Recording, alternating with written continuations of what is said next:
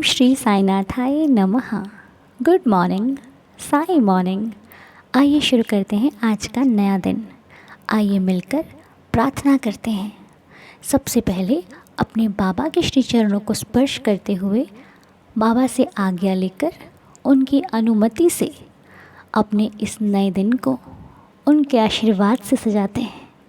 आइए मिलकर अपने बाबा को मनाते हैं। आशा करती हूँ कि मेरा ये पूरा परिवार स्वस्थ होगा, मस्त होगा, सभी लोग हेल्दी एंड हैप्पी रहें। मेरे बाबा के श्री चरणों में आप सबके लिए यही प्रार्थना है। और हमेशा मुस्कुराते रहा करो, हमेशा हंसते रहो, क्योंकि हंसते हुए चेहरे बहुत अच्छे लगते हैं, खिले खिले से लगते हैं। बाबा ने हमें बहुत कुछ दिया है। साईं ने हमारी ज़िंदगी में वो हर फूल खिलाया है जो हमारे लिए महक ही महक दे रहा है। हे प्रभु, हे देवा, मैं बाबा आपका बारंबार धन्यवाद करती हूँ। मेरा ये पूरा परिवार आपका बारंबार धन्यवाद करता है, क्योंकि आपने मेरे जीवन में वो कोई कमी नहीं रखी जो मेरे लिए खुशी ना देती हो। हर एक पल खुशी से भरपूर है। आप मुझे जो भी देते हो वो मेरे जीवन के लिए बहुत लाभदायक होता है। देवा, मैं आपसे मांगूं या ना मांगूं, पर आप मुझे कभी कम नहीं देते, हमेशा भरपूर देते हो। बाबा, आपकी कृपा से मेरी झोली भरी हुई है। आपकी कृपा से मैं भाग्यशाली हूँ, सौभाग्यशाली हूँ। आपकी कृपा से मेरे शब्दों में हिम्मत है, साहस है।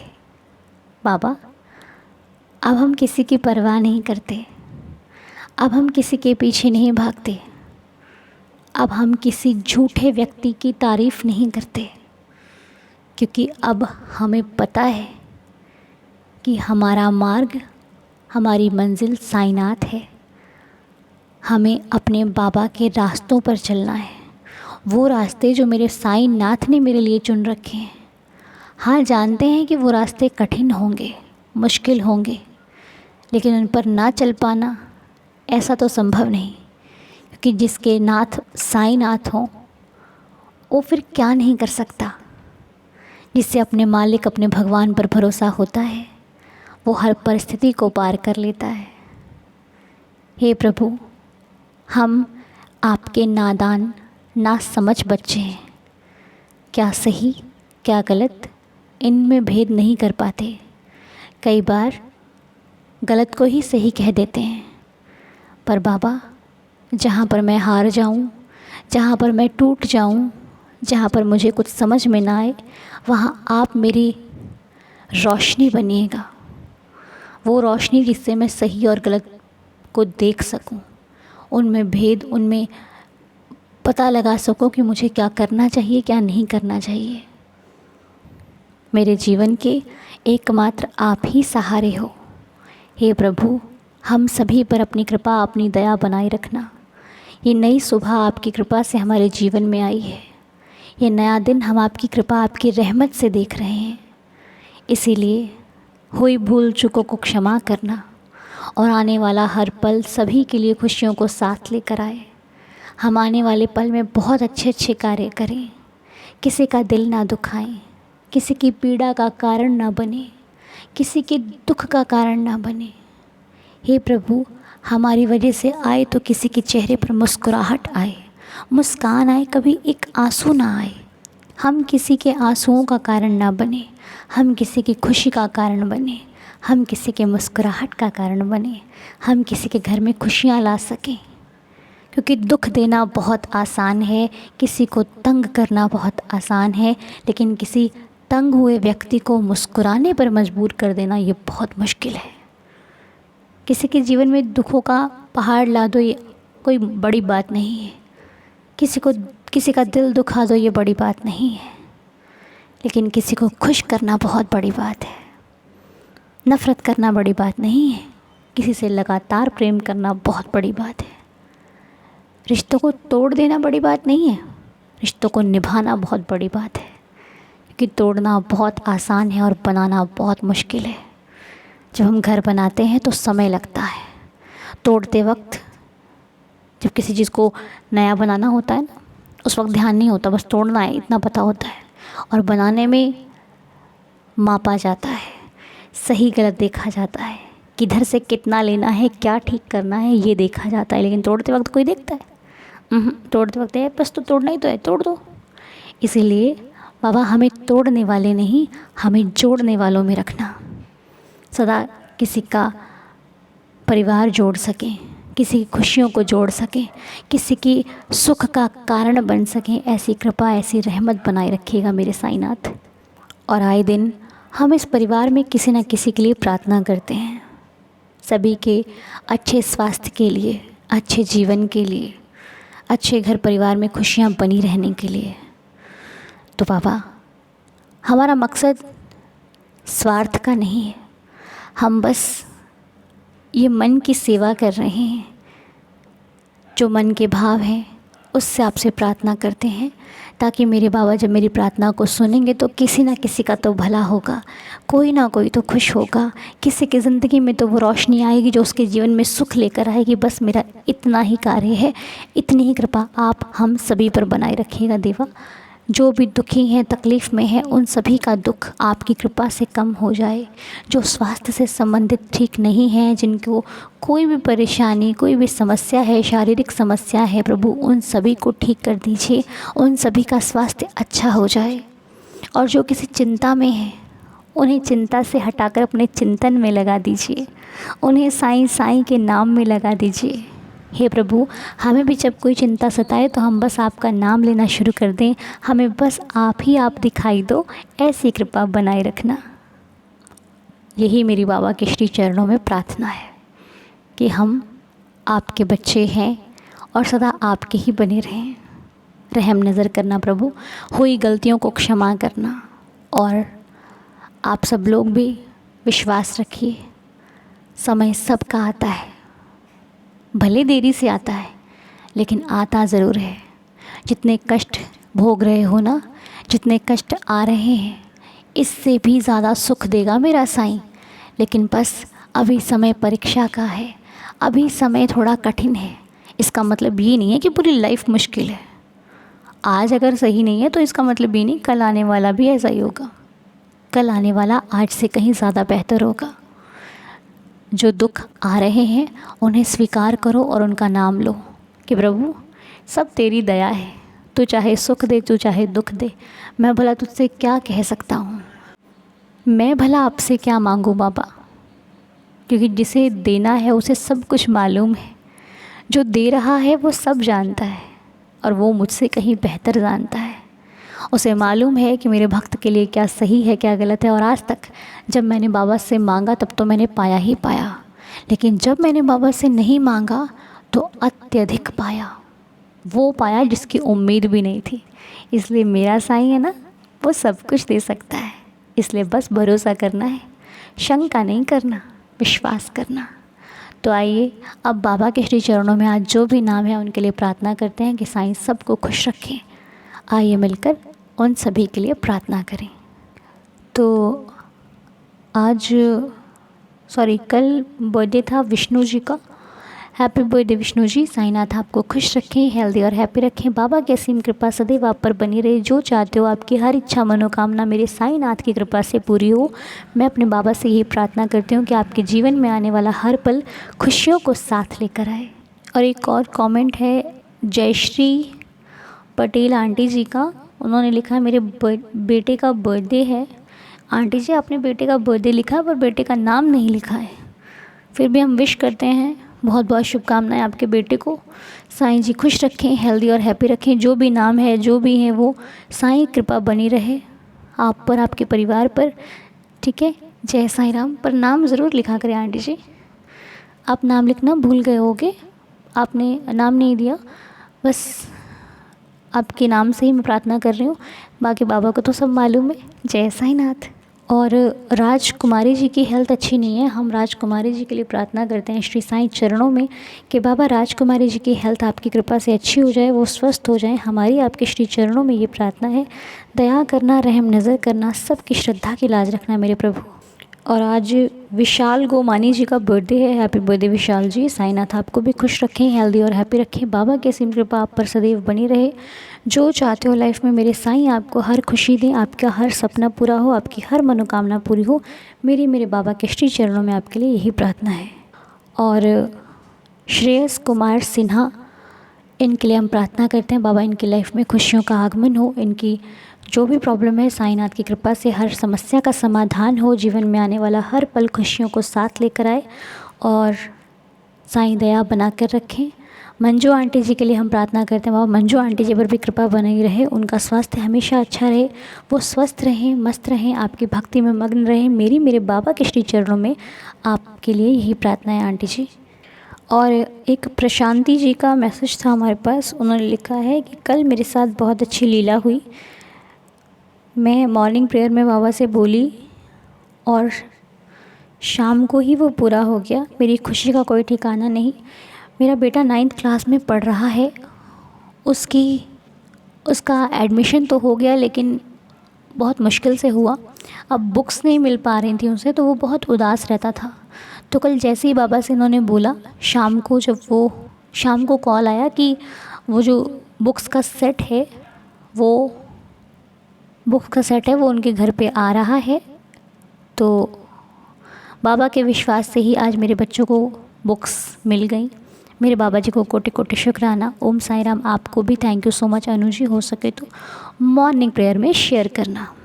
तो छोटी छोटी सी लीलाएँ होती हैं भक्तों के साथ, उसी में भक्त खुश हो जाते हैं। हम जैसे भक्त होते हैं, कई बार तो लीला ऐसी होती है कुछ खाने का मन करता है, बाबा वो भी पूरी कर देते हैं। तो ऐसा है साईं, जिससे मालूम है ना कि बाबा क्या है, ये वही समझ सकता है कि साईं हमारी छोटी छोटी बातों का ध्यान रखते हैं। तो सोचिए बड़े बड़े कार्य नहीं करेंगे, वो सब कुछ करते हैं। आइए अब लीला सुनते हैं। ओम साई राम अनु बेटा, मैं उम्मीद करती हूँ आप बहुत अच्छे होंगे। साईं रिदार फैमिली को ओम साई राम।